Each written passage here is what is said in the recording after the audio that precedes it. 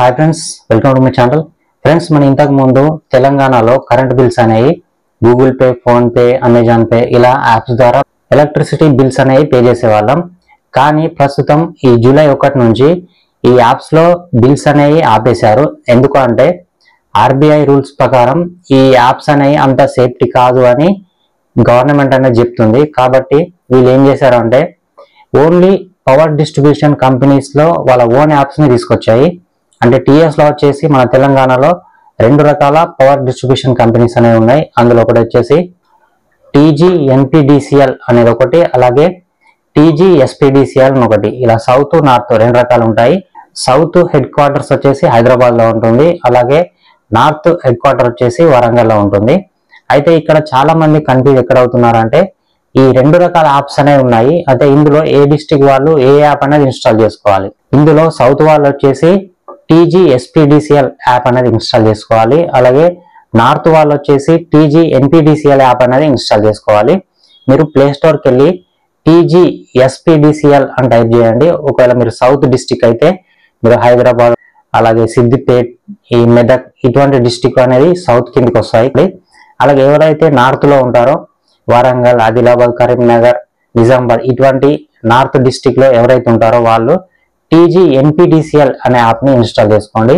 అయితే ఇంకా కన్ఫ్యూజ్ లేకుండా మీరు తెలుసుకోవాలి అనుకుంటే మీ పవర్ బిల్ అనేది ఒకసారి చూడండి. అందులో మీకు యుఎస్సి అనే నెంబర్ దగ్గర 8 నెంబర్స్ కనుక ఉంటే అది మీకు నార్త్ కు వస్తుంది.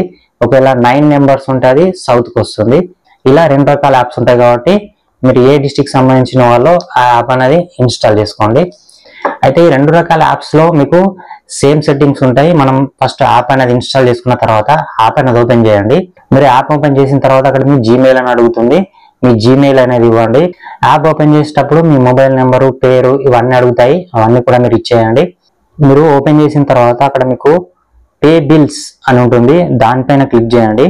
కింద మీకు అక్కడ యాడ్ సర్వీస్ అని ఉంటుంది, మీరు దానిపైన క్లిక్ చేయండి. అక్కడ మీకు మీ యుఎస్సి నెంబర్ అనేది అడుగుతుంది. అక్కడ మీరు మీ యుఎస్సి నెంబర్ అనేది ఎంటర్ చేయండి. ఇక్కడ మీకు పవర్ బిల్స్ లో ఉంటుంది యుఎస్సి నెంబర్. మీ యుఎస్సి నెంబర్ టైప్ చేసి మీరు యాడ్ సర్వీస్ పైన క్లిక్ చేయగానే మీ పేరు, అలాగే సర్వీస్ నెంబరు ఇవన్నీ కూడా మీకు చూపిస్తుంది. దాన్ని మీరు కన్ఫర్మ్ అని కొట్టండి. ఫస్ట్ ఒకసారి మీరు యుఎస్సి నెంబర్ అనేది ఇచ్చారంటే మీకు ప్రతి నెల మీకు డైరెక్ట్ గా మీరు యాప్ ఓపెన్ చేయగానే అక్కడ మీకు బిల్ అనేది చూపిస్తుంది. మీరు డైరెక్ట్ గా పే చేయొచ్చు. కన్ఫర్మ్ అని కొట్టిన తర్వాత అక్కడ మీకు పే అని చూపిస్తుంది. మీరు పే పైన క్లిక్ చేయండి. మీకు బిల్ డెస్క్ అని చూపిస్తుంది, మీరు దానిపైన క్లిక్ చేయండి. అక్కడ ఒకసారి మీరు టోటల్ గా చూసుకోవచ్చు. అక్కడ మీ సర్వీస్ నెంబరు, అలాగే మీ నేము, అలాగే బిల్ వచ్చిన డేటు, అలాగే అమౌంట్ ఇవన్నీ కూడా మీకు అక్కడ డీటెయిల్స్ అనేవి ఫుల్ డీటెయిల్స్ అనేవి చూపిస్తుంది. అప్పుడు మీరు అక్కడ సబ్మిట్ పైన మీరు క్లిక్ చేయండి.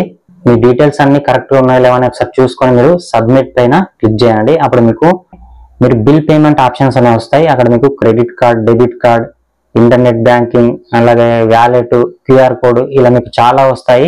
మీ డెబిట్ కార్డ్ ద్వారా కూడా మీరు బిల్ అనేది పే చేయవచ్చు. ఒకవేళ మీ దగ్గర భీమ్ యూపీఐ యాప్ ఉంటే మీరు దాని ద్వారా కూడా ఈజీగా పే చేయవచ్చు. ఇక్కడ మీరు డైరెక్ట్ గా డెబిట్ కార్డ్ పైన క్లిక్ చేయండి. మీరు డెబిట్ కార్డ్ పైన క్లిక్ చేయగానే అక్కడ మీకు డెబిట్ కార్డ్ నెంబరు, అలాగే మంత్, ఇయర్, అలాగే సివి నెంబరు, మీ నేమ్ ఇవన్నీ అడుగుతుంది. మీరు ఇచ్చేసి డైరెక్ట్ మేక్ పేమెంట్ పైన క్లిక్ చేయగానే మీ మొబైల్ కు ఓటీపీ అనేది వస్తుంది. ఆ ఓటీపీ అనేది మీరు ఎంటర్ చేయగానే మీ పేమెంట్ అనేది సెండ్ అయిపోతుంది. ఇలా మీరు మీ డెబిట్ కార్డ్ ద్వారా బిల్ పేమెంట్స్ అనేది చేయొచ్చు.